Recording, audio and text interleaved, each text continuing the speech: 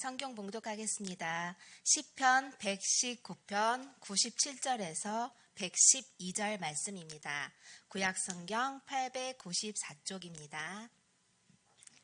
시편 119편 97절에서 112절까지 말씀입니다. 성경 봉독하겠습니다. 내가 주의 법을 어찌 그리 사랑하는지요. 내가 그것을 종일 작은 소리로 읊조리나이다. 주의 계명들이 항상 나와 함께하므로 그것들이 나를 원수보다 지혜롭게 하나이다.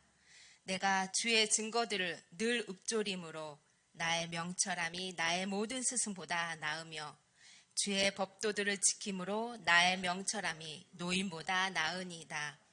내가 주의 말씀을 지키려고 발을 금하여 모든 악한 길로 가지 아니하였사오며 주께서 나를 가르치셨으므로 내가 주의 규례들에서 떠나지 아니하였나이다. 주의 말씀의 맛이 내게 어찌 그리 단지요. 내 입의 꿀보다 더 다니이다. 주의 법도들로 말미암아 내가 명철하게 되었으므로 모든 거짓 행위를 미워하나이다. 주의 말씀은 내 발의 등이요 내 길의 빛이니이다. 주의 의로운 규례들을 지키기로 맹세하고 굳게 정하였나이다. 나의 고난이 매우 심하오니 여호와여 주의 말씀대로 나를 살아나게 하소서. 여호와여 구하오니 내 입에 드리는 자원 제물을 받으시고 주의 공의를 내게 가르치소서. 나의 생명이 항상 위기에 있사오나 나는 주의 법을 잊지 아니하나이다. 악인들이 나를 해하려고 올무를 놓았사오나 나는 주의 법도들에서 떠나지 아니하였나이다. 주의 증거들로 내가 영원히 나의 기업을 삼았사오니 이는 내 마음의 즐거움이 됨이니이다. 내가 주의 율례들을 영원히 행하려고 내 마음을 기울였나이다. 아멘. 기도하시겠습니다. 주 하나님, 오늘도 주의 말씀이 귀한 법을 보게 하시고 하나님의 말씀이 귀에 잘 들려줄 수 있도록 성령께서 깨닫는 영을 더하여 주시옵소서. 마음을 잘 새기고 또 묵상하며 한 주를 이겨나갈 수 있는 귀한 능력의 말씀, 권세 있는 말씀이 되기를 소망할 때에 예수님 이름으로 기도합나이다. 아멘. 자, 사진 한번 볼래요? 자, 누군지 아시겠죠? 이제는 에브라함 링컨. 그 다음에 우리 다 같이 한번 읽어봐요. 시작. 얘야, 너는 늘 성경을 가까이 하며 살아라. 여러분, 에브라함 링컨이 농부였습니다. 품팔이꾼이었다고요. 뱃사공이었습니다. 그리고 장사꾼이었고 청량 조수 역할도 했고요. 우체국장도 했습니다. 그리고 변호사를 거쳐가지고 위대한 대통령이 될 수 있었던 것은 돌아가신 어머니의 유언이 큰 역할을 했다라는 거예요. 링컨이 9살 때 어머니가 돌아가시면서 이런 유언을 했습니다. 애야, 너는 늘 성경을 가까이 하며 살아라 라는 유언을 했다는 거예요. 그러니까 링컨은 그 유언을 기억하면서 성경을 늘 읽었다라는 것이죠. 여러분, 새 어머니가 들어오면 아이가 좀 삐딱해질 때가 있잖아요. 그런데 링컨의 새 어머니는 링컨에게 성경 공부를 시켜주는 위대한 교사가 되어주었다는 사실을 여러분 아세요? 그렇게 두 어머니의 성경 교구로 말미암아서 링컨은 가장 위대한 미국의 16대 대통령이 될 수 있었다라는 거예요. 사랑하는 여러분, 세상 공부보다 성경 공부가 더 중요합니다. 말씀대로 살고 말씀을 근거로 생각하면 인생의 길을 잃지 않습니다. 인생의 나침판을 갖게 된다, 그런 말이에요. 여러분, 말씀을 가까이 하면 악한 길로 가지 않을 성이 커지고 축복된 길로 갈 가능성이 더 많아진다는 사실을 아시죠? 여러분, 말씀은 사람을 변화시키고 인물을 만들어가고 하나님의 큰 영광의 도구가 될 수 있다는 거예요. 여러분, 말씀은 현실에서 성공적인 삶을 살아가고 행복한 길을 걸어가는데 매우 유익한 것이 하나님의 말씀, 곧 성경이거든요. 여러분, 구체적으로 말씀의 성공적인 삶을 위해서 우리에게 주는 영적 유익은 무엇일까? 그 신앙의 덕목을 우리 오늘 세 가지를 생각하면서 은혜를 나누려고 하는데요. 우리 다 같이 첫째로 시작. 삶의 지혜를 준다. 삶의 지혜를 준다. 이제 그런 것인데요. 오늘 97절, 98절 한번 읽어볼까요? 다 같이 시작. 내가 주의 법을 어찌 그리 사랑하는지요. 내가 그것을 종일 작은 소리로 읊조리나이다. 주의 계명들이 항상 나와 함께하므로 그것들이 나를 원수보다 지혜롭게 하나이다. 아멘. 이 구절에서 보세요. 97절을 보니까 작은 소리로 읊조리나이다. 그런 말씀이 나오죠. 이 말은 뭐냐면 조용히 묵상합니다. 그런 말이에요. 여러분, 소가 되새김질을 합니다. 그러면서 위에서 위로 계속 보내지는 상태, 그 되새김질하는 상태를 갖다가 뭐라고요? 읊조리다 또는 묵상한다. 그런 말씀을 할 수 있는 거예요. 그러니까 시인은 말씀을 얼마나 사랑하는지 하루 종일 소가 되새김질하듯이 묵상한다고 지금 고백하고 있는 거거든요. 왜 시인은 말씀을 그토록 사랑하면서 종일 묵상을 했을까? 그것이 또 중요하지 않겠습니까? 말씀이 원수의 책략과 술수를 이겨내는 지혜를 주기 때문에 그렇다라는 거예요. 그래서 본문 98절 보세요. 주의 계명들이 항상 나와 함께므로 그것들이 나를 원수보다 지혜롭게 하나이다. 그렇게 말씀하고 있잖아요. 이 원수는 뭘 말합니까? 정적을 말하는 거예요. 정치적인 적들을 말한다, 그런 말이거든요. 여러분, 그런 정적과 원수와 사단의 장깨와 계책에 넘어가지 않으려고 그러면 무엇보다도 하나님의 말씀을 앞세우면서 살아야 되는 줄로 믿을 수 있기를 바랍니다. 시인은 말씀 묵상으로 원수에게 넘어가지 않는 지혜를 얻었다 말하는 거예요. 여러분, 시인은 말씀의 묵상으로 말미암아서 사단의 계책과 사단의 속임수에 넘어가지 않는 지혜를 얻었다고 지금 말씀하고 있는 거예요. 여러분, 살아갈 때 이런 지혜가 꼭 필요한 줄로 믿을 수 있기를 바랍니다. 그런데 오늘날 우리 이웃을 돌아보면, 이 세상을 돌아보면 우리의 지혜를 얻게 하는 사건들이 있어요. 그 가운데 하나가 뭐냐면 사단 바이블이 나왔어요. 사단 바이블 한번 여러분 보여드릴까요? 자, 사단 바이블을 한번 보도록 하겠습니다. 그 전입니다. 여기 사단 바이블, 우리 한번 다 같이 읽어봐요. 시작. 너의 뺨을 때리거든 그의 양쪽 뺨을 때려라. 이게 사단닉 바이블, 사단 바이블에서 하는 계명이에요. 너의 뺨을 때리거든 그의 양쪽 뺨을 때려버려. 이런 사단 바이블이 나왔다라는 거예요. 여러분, 사단은 절제 대신에 탐닉을 원한다. 뭐라고요? 사단은 절제 대신에 탐닉을 원한다. 사단은 다른 쪽을 내미는 대신 복수한다. 그런 거거든요. 여러분, 기독교의 가치관이 정립되지 않은 우리 청소년들이라든지 젊은 층이 이 책을 접할 경우에 가치관의 혼란을 야기할 만한 내용이잖아요. 책에 담긴 일부 내용은 이렇습니다. 만약 누군가 너의 뺨을 때린다면 그 양쪽 뺨을 때려라. 그리고 그의 엉덩이와 허벅지를 발로 쳐버려라. 이렇게 나오는 거예요. 사단 바이블이요. 이는 정통 성경에 한쪽 뺨을 때리거든 다른 뺨을 돌려대라. 누가복음 6장 29절에 말씀하고 아주 대도적인 말씀 아닙니까? 여러분, 사단은 은혜를 모르는 사람들에게 뭐라고 말합니까? 사단은 말하기를 은혜를 모르는 사람에게 절대 사랑을 낭비하지 말라. 이렇게 가르쳐요. 차별 없는 사랑을 강조하는 예수 그리스도의 가르침과 정면으로 대치되지 않습니까? 있는 자나 없는 자나 병든 자나 건강한 자나 높은 자나 낮은 자나 가진 자나 못 가진 자나 다 차별 없이 사랑하라는 건데, 은혜를 모르는 사람에게는 절대로 사랑을 낭비하지 말라. 이렇게 가르치는 사단 바이블이라고요. 여러분, 약자를 향한 무조건적인 어떤 희생과 사랑을 짊어지기 싫어하는 이런 가치관을 계속 품고 살다 보면은 이런 부정적이고 이런 어떤 이기적인 행위를 합리화할 수 있는 거예요. 결국은 그런 씨앗들이 떨어져서 불행의 열매, 재앙의 열매, 지옥의 열매를 거두고 마는 것이거든요. 그래서 기독문화 전문가들은 이 같은 현상이 젊은 층을 중심으로 해서 사다니즘을 포함한 오컬트 문화를 확산시킬 수 있는 각별한 주요 분별이 필요하다, 그렇게 말을 했어요. 오컬트가 뭘까요? 한번 볼까요? 오컬트란 시작. 주술, 심령술, 점성술, 애언, 사단주의 등을 이제 오컬트라고 그런다고요. 여러분, 오컬트 문화는 초자연적인 주술이라든지 심령술이라든지 점성술이라든지 애월이라든지 사단주의 등을 이끄는 문화 장르를 가지고 있는 것을 오컬트라고 그러거든요. 미국을 중심으로 해서 이런 매니아층이 많이 만들어지고 있다는 거예요. 요즘 우리 젊은이들이요, 알게 모르게요, 여러분 모바일을 통해서, 핸드폰을 통해서, 컴퓨터를 통해서 사주를 다 봅니다. 그리고 타로라고 있어요. 그림점을 얼마나 들여다보고 있는지 몰라요. 어른들은 잘 몰라요. 이런 오컬트 문화에 묶여있고 노예의 짓을 하고 있다고요. 그러므로 우리 목회자와 교사와 리더들은 이런 것들을 제대로 알아야 교인들에게 올바른 기독교 문화의 가치관을 가릴 수 있다라는 걸 가르칠 수 있다.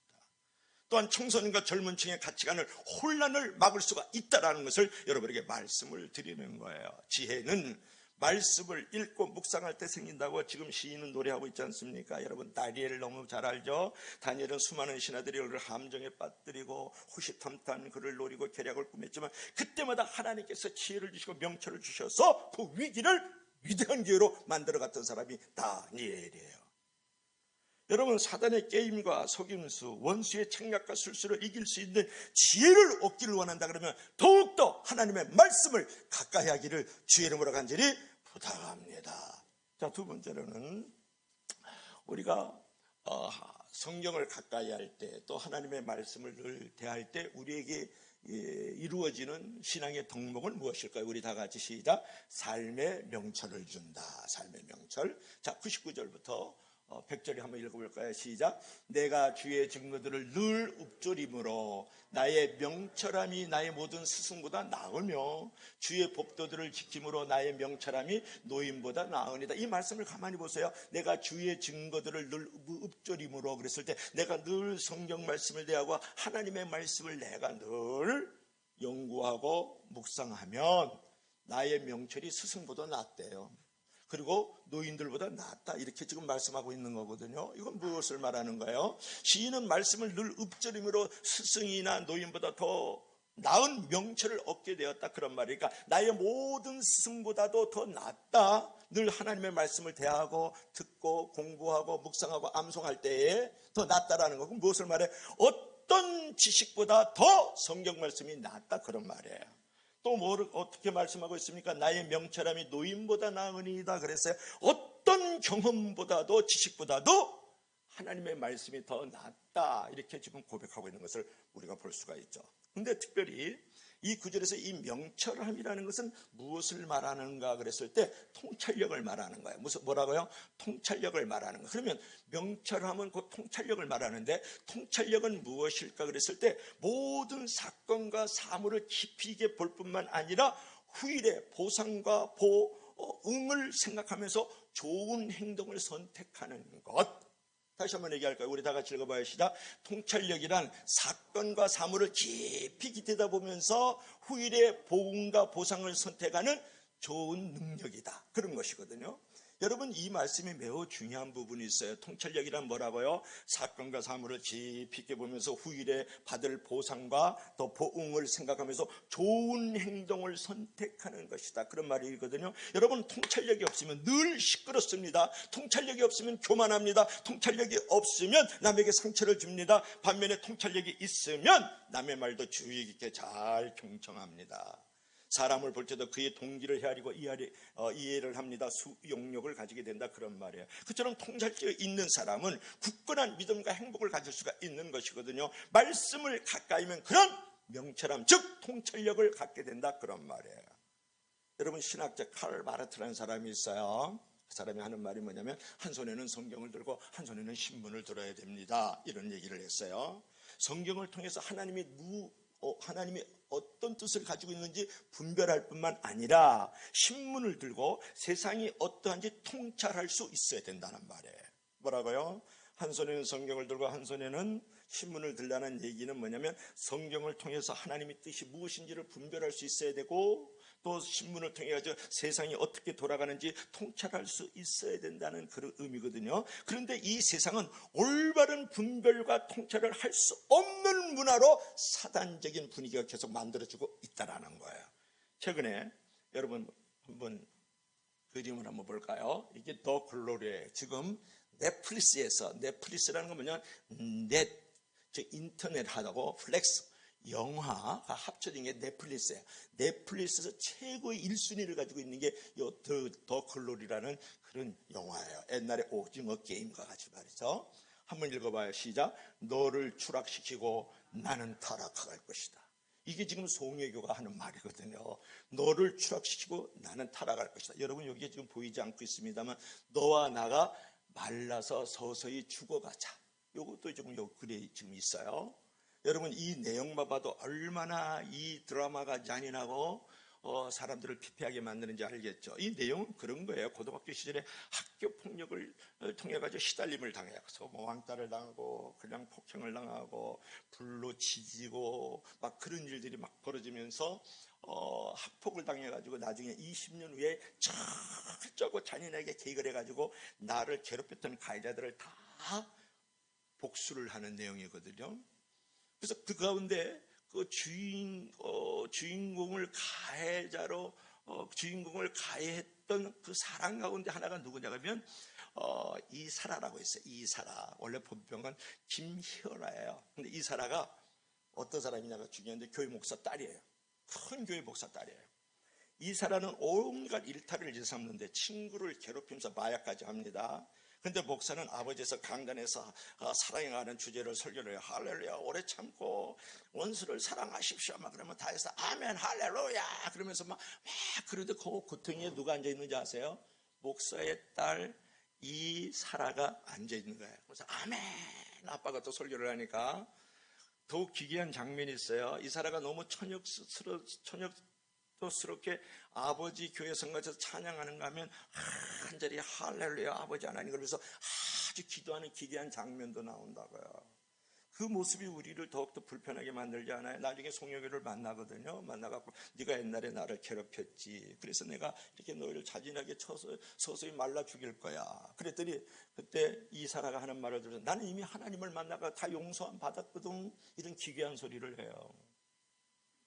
그런데 더 큰 문제는 뭐냐? 이런 기독교의 모습이 어제 오늘의 일이 아니라는 거예요. 넷플릭스 전 세계 시청 순위 1위를 달성한 오징어 게임에서도 수리남이라는 드라마에서도 한국 교회가 더욱더 기괴한 모습으로 나온다는데 문제가 있다라는 거예요. 여러분 어떻게 생각했어요? 마트마 간디가 이런 말을 했어요. 그리스도는 좋지만 크리스찬은 싫다. 뭐라고요? 그리스도는 좋지만 크리스찬은 싫다. 크리스찬은 그리스도를 너무나도 닮지 않았다. 이렇게 말했어요. 마틴 로이드 존슨은 이렇게 했어요. 복음의 영광은 교회가 세상과 완전히 다를 때 세상을 강하게 끌어당긴다. 세상과는 달라야 된다는 거예요. 또 글로리는 우리에게 이런 말을 해주는 거예요. 교회의 결정적인 특징은 그리스도인이 세상 한가운데에서 모범적인 시민이 되어야 된다. 그런 거예요. 여러분, 그러므로 우리는 우리 교사들이 또 부모님들이 철저하게 어린아이 청소년들, 우리 청년들을 성경적으로 잘 가르치고 양육한다는 것은 얼마나 소중한 것인지 알 수가 없는 거예요. 왜일까요? 올바른 분별력과 통찰력을 가지고 살아갈 수 있기 때문에 그런 거예요. 만약 이런 드라마나 보고 있고 오징어 게임이나 보고 있으면요, 이 분별력을 잊어버리고 통찰력이 다 썩어버려가지고 못된 인간, 잔인한 인간으로 나도 모르게 만들어지는 거죠. 먹은 대로 체질이 만들어지는 것이죠. 보는 대로 사람이 만들어지는 거잖아요. 듣는 대로 인간이 되는 거잖아요. 그래서 이제 성경을 무지해가지고 일어나는 재미난 얘기가 있어요. 미리 말씀드립니다. 여리고성은 누가 무너뜨렸어요? 여호수아가 무너뜨렸죠. 여호수아와 이스라엘 백성들이 매일 한 바퀴씩 쭉 돌다가 마지막 날에 7바퀴 돌아가서 13바퀴 돌아가서 여리고성을 와장창 무너뜨렸다고. 이스라엘 백성들이요, 가나안 땅의 첫 성을 공략할 때 말이에요. 그래서 이제 어느 날 담임 목사가 교회를 가다 보니까 명석하기로 소문난 명석이를 만났어요. 그래가지고 칭찬하고 싶어서 명석아 여리고성을 누가 무너뜨렸냐 그랬더니 명석이 하는 말, 제가 안 무너뜨렸거든요. 그러니까 너무 놀래가지고 이 담임 목사님이 그 주일학교 선생님 교사를 만나러 갔어요. 그래서 김 선생님 내가 명석이를 만났는데 여리고성의 성을 누가 무너뜨렸니 그랬더니 자기가 안 무너뜨렸다고 그러거든요. 그러니까 이 담임 김 선생이 하는 말을 들어보세요. 맞습니다. 그 명석이는 아주 착하거든요. 걔가 안 무너뜨려도 절대 안 무너뜨린 거예요. 그러니까 그 말을 좀 믿어주시면 고맙겠어요. 그래서 담임 목사가 너무너무 놀란 거예요. 그래서 암만해도 부모님을 내가 만나야 되겠다 싶어가지고 명석한 그 명석이 아버지를 만나러 갔어요. 그래서 이제 신방을 가가지고 명석이 아버님 잘 계셨습니까 집사님? 이제 그러면서 이제 신방을 하면서 아니 내가 참 놀랐는데요. 명석이가요, 여리고성을 누가 무너뜨린 게 자기가 안 무너뜨렸다 그러고, 선생님도 명석이가 그랬다 그러면 그런 줄 믿어야 됩니다. 걔는 착한 아입니다. 그러더라고요. 그랬더니 이거 어떻게 생각하세요? 그랬더니 명석이 아버지 하면 그렇다 그러면요, 그런 일이 있었군요. 그럼 저희 집에서 변상하겠습니다. 제가 여리고성을 잘 쌓아드리도록 만들어드리도록 노력할게요. 어렸을 때 스승은 그 사람의 운명을 좌우하는 거예요. 마땅히 행할 길을 아이에게 가르치라. 그리하면 늙어서도 그것을 떠나지 아니하리라. 잠언 22장 6절의 말씀이잖아요. 우리나라 교권이 뭐가 있습니까? 3살적 버릇 8까지 간다. 그런 부분이에요. 어렸을 때부터 자녀들에게, 후손들에게 마땅히 행할 길을 가르치되 무엇을 가르쳐야 됩니까? 산수, 국어, 역사, 수학, 물리 다 쓸 데 없어요. 성경 곧 하나님의 말씀을 가르쳐야 사람이 되는 거예요. 교인이 되는 줄로 믿을 수 있기를 바랍니다. 그래 한 소년이 위대한 스승을 만나기 위해서 오랫동안 방황했어요. 그래서 소년이 깊은 숲도 가보고 황량한 사막도 가보고, 그런데 위대한 스승을 찾지 못했어요. 그래서 나무 그늘 안에 주저앉아 있는데 이제 한 늙은이가 나타나서 소년에게 물었어요. 소년아, 왜 이렇게 방황하고 있니? 그러니까 소년이 위대한 스승을 찾고 있습니다. 근데 노인이 얼굴 가득한 그 온화한 미소를 지으면서 내가 찾는 위대한 스승이 어디 있는 줄 아느냐? 너 지금 곧장 집으로 달려가라. 그러면 한 사람이 신발도 벗지 않고 너에게 달려 나올 것이야. 그 사람이 바로 내게 가장 위대한 스승이다. 그래서 이 꼬맹이가, 이 소년이 이제 위대한 스승을 만나고 싶어서 빨리 집으로 달려갔어요. 소년이 대문을 두드리자 한 여인이 신발도 신지 않고 달려 나왔습니다. 그 위대한 스승이 바로 소년의 어머니였다라는 거예요. 여러분, 어머니는 최선의 교육자예요. 어머니는 이 세상에서 가장 위대한 스승이에요. 여러분, 우리 선생님들은 가장 최선의 교육자면서 가장 위대한 스승인 줄로 믿을 수 있기를 바랍니다. 기도로 반겨주세요. 말씀으로 반겨주세요. 온 몸과 정성과 물질로 그들을 반겨주어야 된다고요. 그것이 바로 위대한 스승이 되는 거예요. 여러분, 말씀을 가까이 함으로, 말씀으로 가르침을 받음으로 행복과 성공을 위한 통찰력과 분별력을 가질 수 있기를 주님으로 간절히 부탁합니다. 그 다음에 두 번째로는, 마지막 세 번째로는 우리가 성경 말씀을 가까이 할 때, 성경 말씀을 우리가 읽고 또 공부할 때 어떤 일이 있을까요? 시작. 삶의 분별력을 준다. 뭐라고요? 삶의 분별력을 준다. 자, 101절, 102절 한번 읽어볼까요? 시작. 내가 주의 말씀을 지키려고 발을 금하여 모든 악한 길로 가지 아니하였사오며 주께서 나를 가르치셨으므로 내가 주의 그 규례들에서 떠나지 아니하였나이다. 아멘.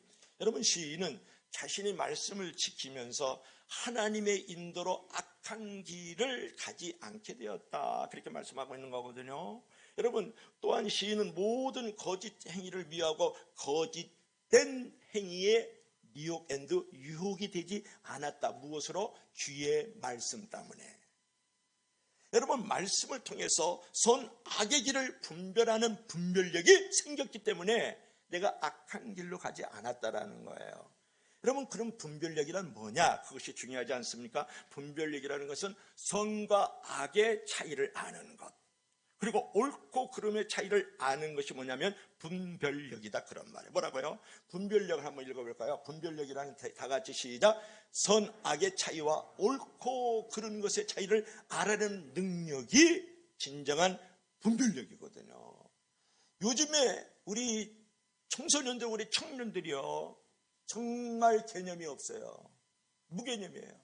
정말 철이 없거든요. 왜냐 그러면 겨울에도 뭐 수박 먹지, 멜론 먹지, 우리 다니엘이 또 망고 사달라는데 망고는 비싸가지고 조금 좀 망설이고 있어요. 망고 사달라 그러지. 딸기 먹자니까 철이 없이 막 과일들이 나오니까 그 철 없는 과일을 먹다 보니까 다 철이 없어요. 무개념으로 살아요. 그런데 여러분 보세요. 다이빙이라든지 스키 체조라든지 뭐 또로트 콩쿠르라든지 피아노 콩쿠르라든지 성악 콩쿠르 같은 것들을 보면 그런 동작이나 그런 소리를 들어볼 때에 우리가 들으면 별로 차이가 없거든요. 근데 전문가들이 듣거나 보면은 그 차이를 아주 미세한 것까지 다 잡아내거든요. 이게 훈련된 눈과 훈련되지 않은 눈의 차이라는 거, 훈련된 귀와 훈련되지 않은 귀의 차이거든요. 여러분, 말씀을 잘 들으면, 성경을 많이 알면 전문가들에게는 이단과 정통의 미세한 차이도 잡아냅니다. 그리고 말씀 훈련을 받은 사람과 말씀 훈련을 받지 못한 사람의 그 차이라는 것은 악하고 또는 선한 것을 알고 옳고 그름을 분명히 알 수 있는 것이거든요. 가끔 보면 성령이 어떠니, 은사가 어떠니, 영성이 어떠니 이런 말을 내쓰면서 많은 영혼들을 미혹, 유혹하는 일들이 얼마나 많은지 몰라요. 가정을 파괴하고 사회의 질서를 무너뜨리고 국가를 혼란하게 하는 일들이 얼마나 많은지 몰라요. 그래서 그릇된 행동, 그릇된 생각, 그릇된 일들을 만들어가는 일들이 많이 있거든요. 그 가운데 하나가 차별금지법이에요. 한번 볼까요? 그림을 한번 보겠습니다. 이 차별금지법을 보세요. 초중고 고등학교의 동성애 성교육을 이제 의무화하고 합법화한다. 이게 차별금지법이에요. 다 같이 읽어봐요. 시작. 나쁜 차별금지법 제정을 중단하라, 이런 거예요. 나쁜 차별금지법 절대 반대, 동성애와 동성결혼을 합법화하는 차별금지법 물리쳐라. 그 다음에 남자 며느리 여자 사이 건강가정 파괴하는 차별금지법 반대한다. 이렇게 지금 목사님들이 지금 성도님들하고 지금 데모하고 있는 장면. 이게 추운 눈 내리는 날에 말이죠. 이게 무슨 법이에요? 무슨 법이에요? 여러분, 차별금지법, 그러니까 되게 좋지 않아요? 차별하지 마세요. 그거는 안 됩니다 라는 말은 참 듣기 좋잖아요. 이게 차별 없는 세상을 구현합시다, 그런 말 기절은 좋아요. 근데 거기에 숨어 있는 아주 무서운 발톱이 있습니다. 뭐냐면 동성애, 동성결혼을 하는 것을 절대 차별하지 마세요. 그 성소수자들을 인정해 주세요. 그들도 동성애, 동성결혼하면 어떻습니까? 차별하지 마세요. 이런 차별금지법을 만들어야 된다요. 합법화해야 된다는 거예요. 또 뭐가 있냐면 종교 소수자들이 있어요. 이단 사이비들도 다 종교 아닙니까? 그 종교 차별하지 마세요. 이런 차별금지법을 만들려고 그러고 있다고요. 그게 뭐냐면 신천지라든지 전능신교라든지 하나님의 교회라든지 영성교라든지 구원파 같은 게 아주 소수의 종교잖아요. 그것들도 다 인정하라는 거예요. 기독교나 천주교처럼 말이야, 불교처럼. 이렇게 종교 소수자를 차별하지 마세요. 그게 차별금지법이라고요. 또 뭐가 있는 줄 알아요? 사상적 소수자들도 인정해 주세요. 공산주의 어떻습니까? 공산주의도 사상의 자유를 줘야죠. 이 공산주의, 독재주의도 괜찮습니다. 전체주의도 괜찮습니다. 이런 게 사상적 소수자를, 그들의 약자를 돌봐주자. 이름이야 참 멋있지만, 차별금지법을 만들어서 합법화하자는 건 좋지만, 여러분, 그런 것들은 결국은 가정을 파괴하고 인간을 무너뜨리고요, 국가를 혼란하게 하는 거 아닙니까? 진정한 인권을 파괴하고 자유민주주의 체제의 혼란을 조장하는 이런 시도들을 빨리 이 나쁜 이 차별금지법을 없애버려라. 절대로 합법하면 안 된다.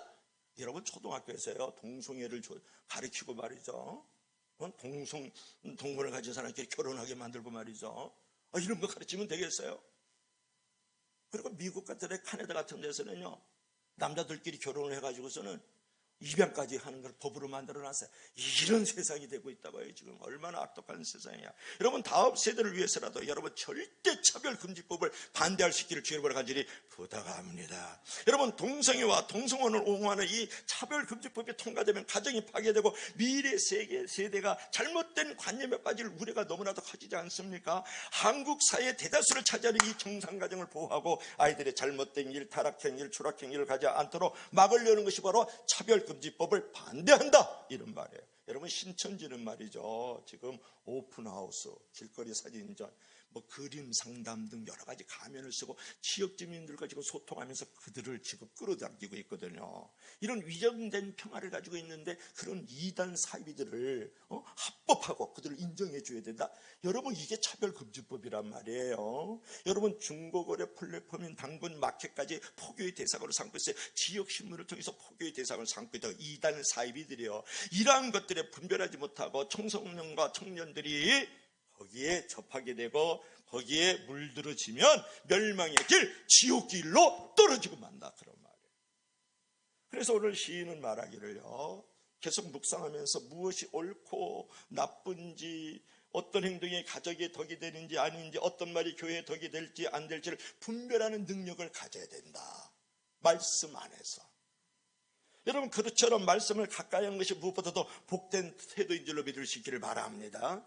여러분 입시를 앞두는 고등학생이에요. 3년생들이 고등학교 3학년생들이 새벽 6시부터 일어나가지고 밤 12시까지 꼬박 공부를 합니다. 그렇게 공부했다고 분별력이 생깁니까? 분별력을 갖추어집니까? 해야 할 말과 하지 않아야 될 말들을 깨닫게 됩니까? 해야 할 일들과 해야 하지 않아야 될 일들을 알게 되느냐고요. 해야 할 행동과 하지 말아야 될 행동을 깨닫게 됩니까? 그렇게 밤새도록 공부한다고 분별력이 갖춰지느냐고 물어보는 거예요. 수학, 화학기호 조금 더 안다고, 영어 조금 더 안다고, 물리법칙 조금 안다고 분별력이 생기는 것 절대 아닙니다. 인간적으로 기능이 좋아질 뿐이에요. 컴퓨터가 386에서 486, 586이 되는 것 뿐이에요. 컴퓨터가 사람이 되지는 않잖아요. 여러분 분별력을 얻어서 하나님 앞에 아름다운 삶을 살기 원한다면 무엇보다도 하나님의 말씀을 가까이 하는 자녀들로 양육하기를 주의로 간절히 부탁합니다. 그래서 하나님의 말씀이 시인에게는 고역이 아닌 기쁨이었다, 이렇게 말씀을 103절에 하고 있잖아요. 말씀이 마치 꿀보다 더 달게 느껴졌다, 그런 말이에요. 그래서 시인은 말씀을 자기 발에 등과 같고 자기 길의 빛이라고 고백을 하면서 말씀대로 살기를 굳게 다짐을 했어요. 우리 다 같이 한번 읽어볼까요? 시작. 주의 말씀은 내 발의 등이요 내 길의 빛이되다. 다시 한번. 참 은혜스러운 말씀. 우리 엘로베터에 지금 딱 붙어있는 말씀이죠. 큰 목소리로 시작. 주의 말씀은 내 발의 등이요 내 길의 빛이니이다. 아멘. 주 예수님께서 진리의 말씀의 등으로 우리 귀한 우리 넥타이를 메우니까 어르신이네. 우리 집사님, 장로님 이렇게 비춰주고 걸음걸음을 인도하고 있는 아주 아름다운 모습이죠. 여러분 하나님의 말씀은 내 길의 빛이니이다 그랬고 하나님의 말씀은 내 발의 등이다 그랬단 말이에요. 여러분 하나님의 말씀의 빛은 우리 인생길에 있어서 하나님의 뜻에 대한 전반적인 지식을 말하는 거예요. 그리고 하나님의 말씀 이 등은 당장 필요한 한 걸음 한 걸음 앞을 비춰주는 것을 말한다고요. 그러니까 빛이라는 것은 큰 지도를 말한다 그러면 이 등은 오늘날 우리의 내비게이션을 말한다 그렇게 생각하면 아주 정확한 적용이죠. 여러분 인생의 안내자여 구원자로서 말씀의 역할을 제시하고 있는 거죠. 주의 말씀이 내 인생의 참된 인도자가 됨을 은유적으로 지금 시인이 지금 노래하고 있는 장면이거든요. 즉 세상에 등과 빛이 없으면 어두워서 전혀 우리가 앞을 볼 수 없는 것처럼 주의 말씀이 없으면 인생들이 어디서 왔다 무엇을 하다 어디로 가는지 모른다는 거예요. 그러나 주의 말씀이 있으면 인생이 어디서 왔다 무엇을 하다 어디로 가는지 목적 있는 삶이 된다는 거예요. 그래서 주님께서는 인생들을 인도하시고 구원하시려고 주의 말씀을 은혜로 우리 가운데 특별히 계시하여 주신 줄로 믿을 수 있기를 바랍니다. 특별히 주의 말씀은 죄로 인해서 영적 소경이 되어서 제약된 세상에서 어둠 속에서 영원히 방황하고 헤맬 수밖에 없는 인생들을 구원으로 인도하는 생명의 빛, 구원의 빛, 천국의 빛, 영생의 빛인 줄로 믿을 수 있기를 바랍니다. 이것이 가장 중요하죠. 그처럼 말씀 중심적인 삶은 지혜를 줍니다.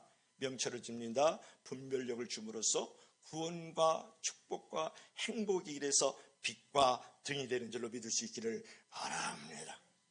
오늘 결론을 맺어야 되지 않겠습니까? 링컨으로 시작을 했는데 링컨은 초등학교 학력이 정부예요. 미국 역사상 가장 뛰어난 지혜와 통찰력과 분별력과 결단력을 가진 대통령이 에브라함 링컨입니다. 그 이유는 뭐냐면 그는 손에서 성경이 떠난 적이 없다라는 거예요. 국회에서 영설할 때도 성경책을 들고 나가고 회의할 때도 늘 성경책을 들고 다니면서 회의를 했다라는 거예요. 여러분들 하나님의 말씀을 가까이 하십시오. 그래야 지혜를 얻게 되고 통찰력을 얻게 되고 분별력을 얻어서 승리를 예비할 수가 있는 거예요. 여러분 하나님의 말씀을 가르칠 뿐만 아니라 하나님의 말씀을 배우려고 하십시오. 그럴 때 지혜와 통찰력과 분별력을 얻어서 우리가 행복의 길을 예비할 수 있는 줄로 믿을 수 있기를 바랍니다. 우리 다 같이 읽겠습니다. 시작. 늘 하나님의 말씀을 가까이 하라. 그래서 지혜와 통찰력과 분별력을 가지고 승리하며 살아가라. 아멘. 우리 다 같이 한번 기도하시겠습니다. 우리가 기도할 때 이렇게 기도하면 좋겠습니다. 하나님,